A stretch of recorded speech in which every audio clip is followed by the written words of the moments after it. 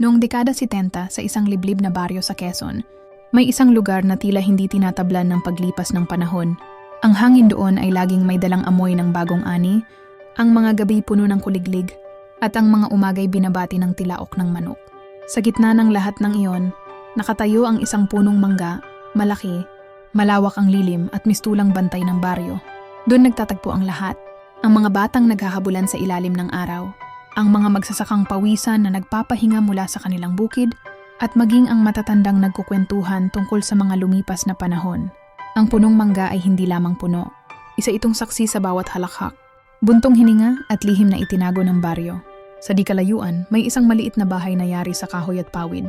Dito nakatira si Amelia, isang dalagang 21, kilala sa kanyang kahinhinan at sa husay niyang manahe. Madalas siyang nakikita sa bintana ng kanilang bahay, nakayuko, at ang kanyang mga daliri ay mabilis na gumagalaw sa telat karayom. Ngunit sa tuwing dumaraan ang mga tao, binibigyan niya ang mga ito ng isang ngiting tila nakapagpapagaan ng pagod ng sino mang makakakita. Tahimik ang buhay ni Amelia. Ang kanyang amay pumanaw noong siya'y bata pa, at ang kanyang ina na may karamdaman, kaya siya ang tumayong haligi ng kanilang tahanan. Sa kabila ng bigat ng responsibilidad, hindi siya kailanman nagreklamo. Para sa kanya, sapat na ang payak na pamumuhay at ang kasiguruhan na may nagagawa siyang mabuti para sa kanyang pamilya. Ngunit may mga gabi ring nakatanaw siya sa buwan. Iniisip kung ano kaya ang buhay sa labas ng kanilang baryo. Minsan, pinapangarap niyang magkaroon ng sariling tindahan ng pananahi, isang maliit na lugar kung saan may papakita niya ang kanyang likhang gawa, hindi lamang para sa baryo kundi para sa mas maraming tao.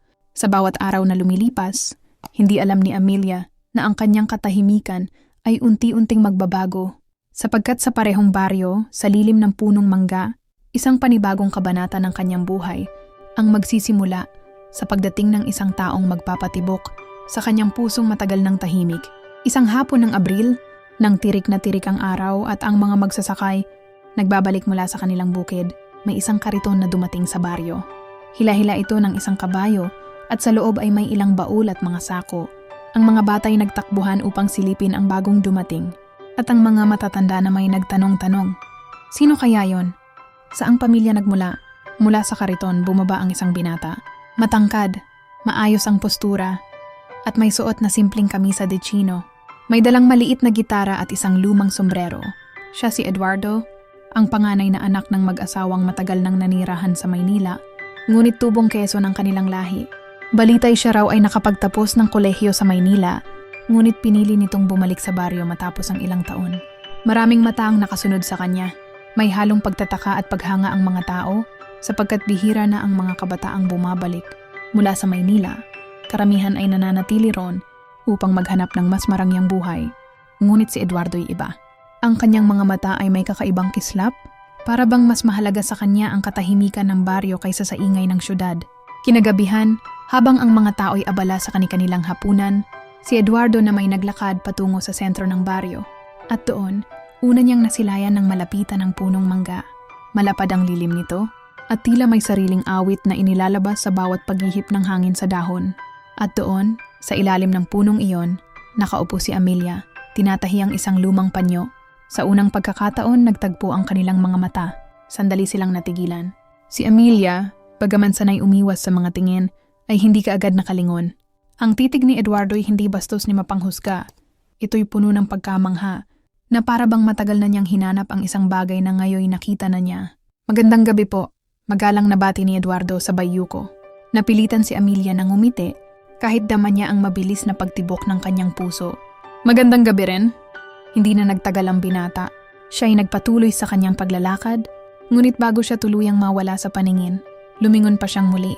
At sa ikalawang pagkakataon, muling nagtagpo ang kanilang mga mata at doon nagsimula ang isang lihim na apoy na hindi agad nila maipapaliwanag. Mabilis lumipas ang mga araw mula nang dumating si Eduardo sa baryo. Sa bawat linggo, nakikita siya ng mga tao na tumutulong sa mga magsasaka, nagbubuhat ng sako ng palay, nag-aararo, o kaya na may nakikipag-usap sa matatanda habang nakaupo sa bangkito. Ang ibang dalaga sa baryo ay palihim na sumusulyap sa kanya, nahuhumaling sa kanyang sigla at mabuting asal. Ngunit tila ba may sariling himig ang tadhana, sapagkat sa tuwing dapit hapon, natatagpuan lagi ni Eduardo ang sarili sa lilim ng punong mangga. At roon, Palaging naroon si Amelia. Noong una'y mga simpleng pagbati lamang. Magandang hapon. Magandang hapon din. Ngunit unti-unting humaba ang mga usapan. Minsan, tinanong ni Eduardo, bakit palagi kang nandito? Ngumiti si Amelia habang patuloy na tinatahi ang hawak na tela. Dito kasi pinakamasarap magtrabaho. Malamig ang hangin at tahimik. Sumulyap si Eduardo, sabay sabing, tama ka. At tila ba ang punong ito'y may sariling alaala, para bang bawat taong dumaan dito'y inaalala niya. Mula noon, naging ugali na nila ang pagkikita tuwing dapit hapon. Doon sila nagkukwento ng mga simpleng bagay, kung paano natutong manahi si Amelia mula sa kanyang ina at kung paanong pangarap niyang balang araw ay magkaroon ng maliit na tindahan ng pananahi. Hindi man marangya, para sa kanya'y mahalaga ito, sapagkat dito niya maipapakita ang kanyang talento. Si Eduardo na may nagbahagi rin. Alam mo, Amelia, matagal ko nang pangarap na magtayo ng paaralan. Yung simpleng silid-aralan lang dito sa baryo, para hindi na kailangang bumiyahe pa ang mga bata sa malalayong lugar. Sa Maynila marami ang natututo, pero dito, napakaraming batang matatalino na walang pagkakataon. Napatingin si Amelia sa kanya at sa unang pagkakataon, nakita niya ang mas malalim na mukha ni Eduardo.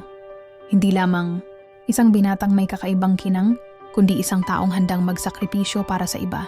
Napakalaki ng pangarap mo, ani Amelia, may bahid ng paghanga sa kanyang tinig. Ngumiti si Eduardo. At ikaw, Amelia, napakasimple ng sayo pero napakahalaga rin. Dahil ang tao, hindi lang basta nangangarap para sa sarili. Minsan, ang mga simpleng pangarap ang siyang nagbibigay ng kulay sa buhay ng iba. Hindi sila namalayan ng oras. Ang langit ay unti-unting nagkulay kahil at lila, at ang unang bituin ay nagsimulang kumislap. Doon sa dapit hapon, naramdaman nila ang isang kakaibang ligaya. Isang pakiramdam na hindi nila kailanman natagpuan sa ibang tao. At sa ilalim ng punong mangga, nagsimulang umusbong ang isang pag-ibig, payapa, tahimik, ngunit matibay. Mula nang magsimulang magtagpo si Amelia at Eduardo tuwing dapit hapon, naging mas maliwanag ang bawat araw sa baryo. Ang mga tao'y napapansin na rin. Hindi na lihim ang mga titig na nagtatagal o ang mga ngiting mahirap itago. May ilan mang nagbibirong matatanda, aba, parang may pag-iibigan nang namumuo sa lilim ng mangga. Hindi iyon itinanggi ng dalawa. Ngunit gaya ng lahat ng masisiglang awit, dumadating ang himig ng lungkot. Isang umaga, natanggap ni Eduardo ang isang liham mula sa Maynila. Galing ito sa isang kaibigan ng kanyang pamilya. Mabigat ang balita. Ang kanyang amay, tinamaan ng matinding karamdaman at kailangan niyang bumalik upang mag-alaga. Ang pusong sanay sa pag-asa ay biglang nakaramdam ng pangamba. Hindi niya alam kung gaano katagal ang kanyang pananatili roon. Hindi niya alam kung paano ipapaliwanag kay Amelia na kailangan niyang iwan ang baryo, ang kanilang mga pangarap, at higit sa lahat, ang kanilang pinipinturang pag-ibig. Nang dapit hapon ding iyon, muling nagtagpo si Amelia at Eduardo sa lilim ng punong mangga. Ngunit ngayon, mabigat ang hangin sa paligid. Ramdam ni Amelia ang kakaibang katahimikan ng binata. Eduardo, may problema ba? Mahinang tanong niya. Huminga ng malalim si Eduardo bago nagsalita. Amelia, kailangan kong bumalik sa Maynila. Ang aking ama, may sakit siya. Kailangan niya ako. Parang may bumagsak na bato sa dibdib ni Amelia. Gusto niyang magsalita pero tila pinipigil ng lalamunan ang kanyang tinig. Sa halip, yumuko siya at pinisil ang laylayan ng hawak na tela. Gaano ka katagal doon? Mahina niyang tanong, halos bulong. Umiling si Eduardo. Hindi ko alam pero hinawakan niya ang kamay ni Amelia. Marahang pinisil at tinitigan siya ng buong tapat. Amelia, nangangako ako. Babalik ako. At kapag bumalik ako, sisimulan natin ang mga pangarap natin magkasama. Sa unang pagkakataon, nakita ni Amelia ang mga mata ni Eduardo na puno ng luha. At sa sandaling yon, napagtanto niyang tunay ngang mahal siya ng binata. Hindi na niya pinigilan ang sariling damdamin. Dahan-dahan niyang isinandal ang kanyang ulo sa balikat ni Eduardo. Wala silang ibang salita na binanggit, tanging mga tibok ng puso ang nagsilbing musika sa kanilang paligid. Kinabukasan, bago sumikat ang araw, umalis si Eduardo. Ang mga gulong ng kariton ay iniwan ng bakas sa alikabok ng baryo at si Amelia nakatayo sa lilim ng punong mangga. Pinagmamasdan ang papalayong anyo ng taong minahal niya. Mula noon, ang bawat dapit hapon ay hindi na naging kasing saya. Ang punong manggay na natiling saksi, ngunit ngayoy nakikinig lamang sa mga buntong hininga ni Amelia. At nagsimula na ang mahabang paghihintay. Lumipas ang mga araw, naging linggo. Ang linggo'y naging buwan at ang buwan na may naging taon. Ngunit sa kabila ng lahat ng pagbabagong dumating sa baryo, iisa lamang ang hindi. Nagbago ang pagupo ni Amelia sa lilim ng punong mangga tuwing dapit hapon. Noong una, umaasa siyang babalik si Eduardo agad. Bawat kaluskos ng kariton, bawat yabag ng dumaraan, bawat bagong mukha sa baryo. Parang lahat ay nagdadala ng pag-asa. Ngunit unti-unti, ang mga araw ng pag-aantay ay naging parang alon sa dagat. Dumarating at umaalis, walang kasiguraduhan. Dumating ang mga pista. Ang baryo'y nagdiwang, nagpaligsahan ng sayawan at kantahan. Maraming manliligaw ang lumapit kay Amelia. May isa pang binatang anak ng mayamang magsasaka na nag-alok ng kasal. Ngunit marahan lamang itong tinanggihan ni Amelia. Lagi niyang sagot, "Pasensya na, may pangako pa akong hinihintay." Hindi lahat nakauunawa. May ilan na nagsabing siya'y hangal, na baka nalimutan na siya ni Eduardo, ngunit hindi natinag si Amelia. Para sa kanya, ang isang pangako'y hindi basta salita lamang. Ito'y alaala ng pusong marunong maghintay. Samantala ang baryo'y nagbago rin. May ilang kabataang lumuwas patungong Maynila para magtrabaho. Ang ilan naman ay nagsipag-asawa at nagsimula ng kani-kanilang pamilya. Ang punong mangga, kahit ilang bagyo ang dumaan, ay nanatiling nakatayo. Ngunit, ang mga sanga nito'y nagkaroon na ng mga pilat ng panahon. Sa kabila ng lahat, si Amelia na may natutong tumindig sa sarili. Unti-unti niyang itinayo ang maliit na tindahan ng pananahi. Sa ilalim ng kanilang bahay, nagsimulang pumila ang mga tao. Mga magsasakang nagpapatahi ng punit na kamisa, mga dalagang nagpapagawa ng damit para sa pista, at maging mga batang nais lagyan ng burda ang kanilang panyo. Habang tumutuwid ng tahi si Amelia, madalas niyang isipin, kung narito si Eduardo matutuwa siya. Sapagkat unti-unti kong natutupad ang pangarap ko. Ngunit sa bawat dapit hapon, matapos ang kanyang pagtatahi, lalapit pa rin siya sa punong mangga. Doon siya uupo, mananahimik, at tatanaw sa daan papuntang Maynila.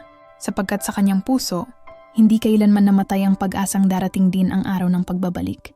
Agad yan, sa bawat paglipas ng taon, habang ang kanyang buhok ay unti-unting nagiging kulay ginto sa ilalim ng araw, ang kanyang puso na may nanatiling bata. Sapagkat doon, nakatanim ang pangakong hindi kailanman niya binitawan.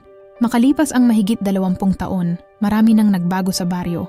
Ang mga dating batang naglalaro sa lilim ng punong mangga ay ngayoy matatanda na, ang ilan ay may apo na. Ang mga kalsadang dati alikabok ay unti-unti nang tinatapalan ng semento. Ngunit sa kabila ng lahat ng pagbabago, nanatiling matibay at nakatayo ang punong mangga, gaya ng isang matatandang bantay na hindi iniwan ang kanyang tungkulin. Andun pa rin si Amelia. Ngayoy hindi na siya ang dalagang nakaupo habang nananahi, kundi isang ginang na may mga hibla ng uban sa buhok at may bahid ng karanasan sa kanyang mga mata. Ang kanyang tindahan ng pananahi ay lumago, and siya'y nakilala bilang mananahi ng baryo. Ngunit sa kabila ng lahat ng kanyang narating, nanatili ang isang puwang sa kanyang puso. Ang puwang na iniwan ng pangako ni Eduardo. Isang umaga ng Disyembre, malamig ang simoy ng hangin at naglalaglagan ng dilaw na dahon ng punong mangga. Habang abala si Amelia sa pag-aayos ng mga damit na tinapos niyang tahiin, napansin niyang may kariton na huminto sa tabi ng plaza. Isang matandang lalaki ang bumaba, may uban na at bahagyang nakukuba, ngunit sa kanyang mga matay nandoon pa rin ang dating kislap. Bitbit niya ang isang lumang gitara na tila ba marami ng kwentong pinagdaanan. Mabilis kumalat ang balita sa baryo. Si Eduardo yon, ang anak ni Don Marcelo, bumalik na siya, nabalot ng kaba si Amelia. Sa kanyang mga kamay nahulog ang hawak niyang karayom. Hindi siya makagalaw sa kanyang kinatatayuan. Sa loob ng kanyang dibdib, ang pusong akala niya ay tumanda na, biglang bumalik ang tibok na matagal nang hindi niya naramdaman. Dahan-dahang lumapit si Eduardo sa punong mangga, at sa mismong lilim kung saan nagsimula ang lahat, tumugtog siya ng awit gamit ang kanyang lumang gitara. Ang himig ay payak, may bahid ng lungkot, ngunit puno ng pananabik. Nang marinig ni Amelia ang unang kumpas ng tugtugin, para siyang dinala pabalik sa kanilang kabataan sa mga dapitapong magkasama silang nangangarap. Hindi na siya nakatiis. Lumapit siya, at doon, sa gitna ng mga tao, muling nagtagpo ang kanilang mga mata. Amelia, mahina ngunit nanginginig ang tinig ni Eduardo. Matagal kitang pinaghintay. Ngunit hindi ko nakalimutan ang pangako ko. Hindi napigilan ni Amelia ang mga luhang matagal niyang pinigil. Hindi niya kailangang magsalita, sapagkat sapat na ang paghawak niya sa kamay ni Eduardo upang iparating ang lahat ng damdaming pinanatili niya sa loob ng maraming taon. At sa lilim ng punong mangga, ang dalawang pusong kay tagal naghintay ay muling nagsanib. Hindi na bilang mga kabataang puno ng pangarap, kundi bilang dalawang kaluluwang matapat na tumanda ngunit hindi napagod magmahal. Mula nang muling magtagpo sina Amelia at Eduardo, parang muling nabuhay ang baryo. Ang mga matatanda ay nagbalik tanaw sa kanilang sariling kabataan, at ang mga kabataan na may Humanga sa kwento ng isang pag-ibig na kay tagal pinagtagpi ng panahon. Ang punong mangga na ilang dekada ring naging saksi sa kanilang pangungulila, ngayon tila nagbuni, ang mga dahon nito'y kumaluskos, para bang nakikiindak sa musika ng muling pagkikita. Hindi na sila mga kabataan. Ang kanilang buhok ay pinintahan na ng puti ng panahon, at ang kanilang mga kamay ay may bakas ng hirap ng buhay. Ngunit sa tuwing sila'y magkahawak kamay, tila naglalaho ang mga taon. Sapagat ang pag-ibig na pinanday ng matagal na, paghihintay ay mas matibay pa kaysa sa kabataan. Madalas silang makikitang magkasamang naglalakad sa paligid ng baryo. Si Amelia nakasuot ng kanyang simpleng saya at si Eduardo na may bitbit pa rin ang kanyang gitara. Sa bawat dapit hapon, bumabalik sila sa lilim ng punong mangga. Doon sila nakaupo, magkasiping, nagkukwento ng mga panahong nawala sa kanila. Sayang, Amelia, wika ni Eduardo minsan. Habang pinagmamasdan ang paglubog ng araw, ang dami kong hindi nasaksihan. Ang iyong tindahan, ang iyong mga ngiti habang nagtatagumpay. Kung narito lang sana ako. Ngumiti si Amelia at marahang hinawakan ang kanyang kamay. Eduardo, hindi mo kailangang magsisi. Ang mahalaga, tinupad mo ang iyong pangako. Bumalik ka, at narito ka na ngayon. At sa bawat araw na lumipas, naging inspirasyon sila ng baryo. Ang mga kabataang umiibig ay natutong magtiwala sa pangako at ang matatanda ay nakakita ng pag-asa na ang tunay na pag-ibig ay hindi kayang puksain ng panahon. Taon ang lumipas. Isang dapit hapon, sa lilim ng punong mangga, nakaupo sina Amelia at Eduardo. Habang papalubog ang araw, nakatingin sila sa langit na kumukulay kahel at ginto. Marahan, isinandal ni Amelia ang kanyang ulo sa balikat ni Eduardo.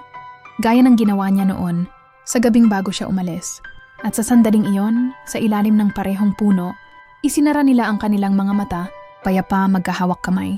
Para bang ang kanilang mga kaluluway sabay na naglakbay, tinapos ang isang kwento ng paghihintay at pag-ibig. Kinabukasan, natagpuan sila ng mga tao, nakaupo. Magkahawak ang kamay, nakangiti, ngunit hindi na gumagalaw. At sa baryo, ang punong manggay naging higit pa sa isang puno. Ito'y naging sagisag ng isang pag-ibig na hindi kayang talunin ng panahon, sakit o kamatayan. Mula noon, tinawag ng mga tao ang punong iyon na manggang magkasintahan. At bawat dapit hapon, tila may naririnig silang mga himig ng gitara at mga tinig na nagbubulong. Ang pangako kapag totoo hindi kailanman naglalaho.